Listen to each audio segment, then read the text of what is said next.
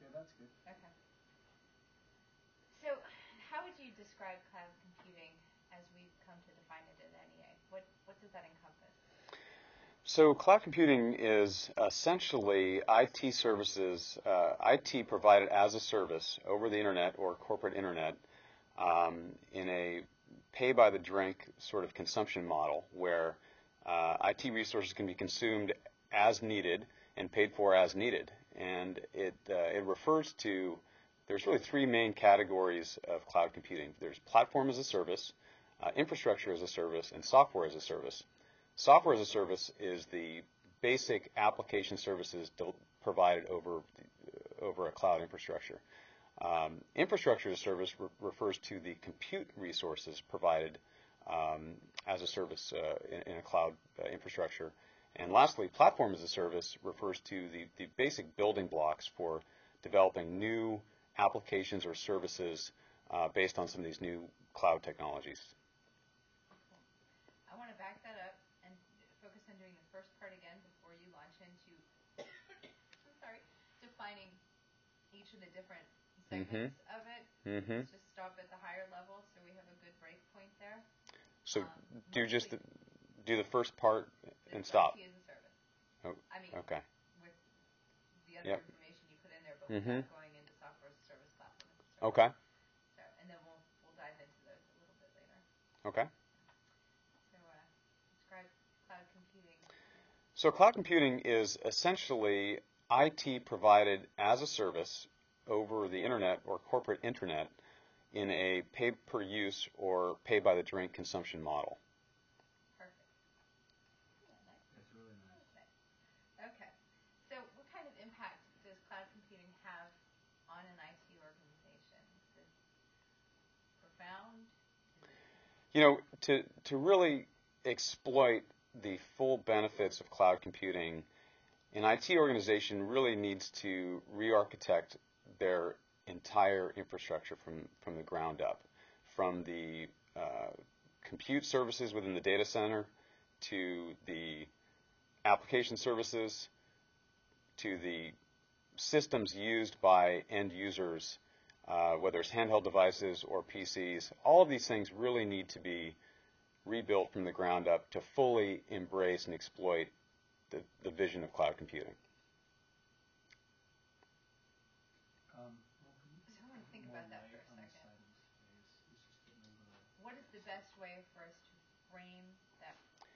The value proposition is much higher ROI. Essentially, IT executives no longer need to buy masses of equipment to be able to accommodate the highest spikes in their workloads. They can essentially turn the volume up or down based on their needs at the time.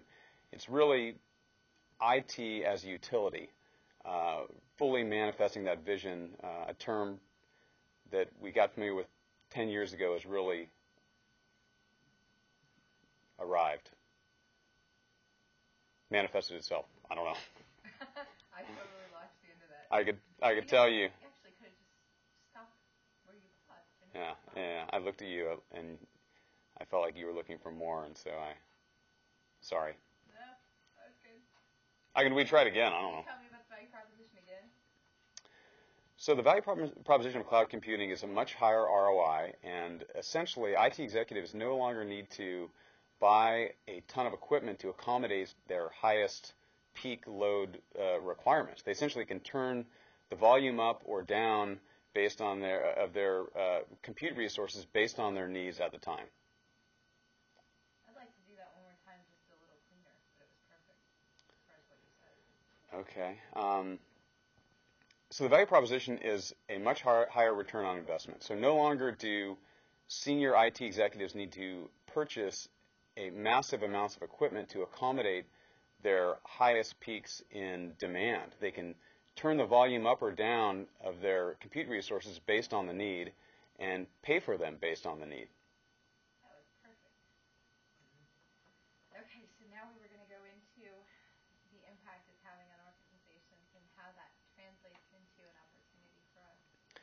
So the impact of cloud computing on IT data center enterprise IT environments is vast. It really affects the products that the end users are using, from handheld to PCs, to the applications and how they consume applications, to how data centers are architected. And each of these areas really need to be built from the ground up to fully exploit the technologies of cloud computing. And in doing so, it creates a lot of opportunities for new startups to build technologies and get a footprint in some of these enterprise accounts that they otherwise couldn't do. Do you want to use a term that illustrates more that they are kind of support business? If I didn't know, I might have ended that not really sure what those opportunities were. Okay. Describing. You might want to put in a little bit more clarity around those. I think I've heard you say in the presentation that they're cloud support companies, or so another way of putting it is that it impacts all areas of the stack, from the application layer to the compute layer to the data and networking layer. And I get more specific by saying that. Is that what you're looking for? Or, I mean, the support stuff is... That in turn creates all kinds of right. opportunities for right. a range of different companies. Yep. In this. Okay. And it's also the point that the existing incumbents in these accounts, the large companies that sell those products and services now can't really, they need to change, their products are just old. They need to re-architect their products to be able to, work with this sort of architecture. So it's not modifying, a legacy system, it's really reinventing the system? Yeah, they can't, that's kind of the point. The legacy guys just really, it's really hard for them to change their technology and their product architecture to work with this new paradigm of computing. That's what it comes down to. Okay. I think all that's really fun. Oh, yeah, I wasn't even thinking about recording. I was just kind of talking. See, it works really nicely when you do. If we could get maybe another take on it, though, like this, I think he's going to go back and do what we just did. Yeah. That wasn't tough. Okay, so we're going to revisit the impact that cloud computing is having on the organizations and the opportunities. Cloud computing really touches all areas of the IT stack, from the application down to the compute resources, down to networking and storage. All of these different layers of the stack need to be completely re-architected to fully exploit these technologies. And in doing that, it creates opportunities for startups to come in with a new modern architecture and displace some of these older companies that have been around and architected their products in the 80s, back during the client-server wave. It allows startups to come in with a novel architecture that fully exploits cloud technologies in each of these individual layers of the stack. In doing that, there will be opportunities to create very large companies, arguably in each layer. That's good. Yeah. I like it. There's a nice graphic for that. There is a nice, yeah. Okay. Keep this. So, I think that actually leads pretty well into the next question. We're seeing a lot of statistics about cloud computing has really taken off during the last 3 years or whatever since that term was officially. What do we see as the sweet spot of that addressable market?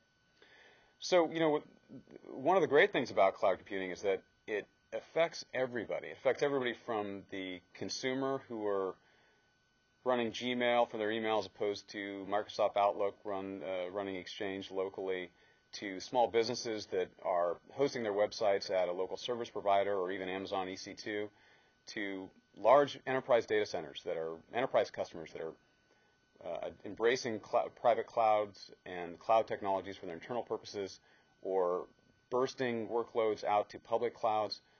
All of these segments present opportunities for cloud computing and cloud computing companies to sell their products into them.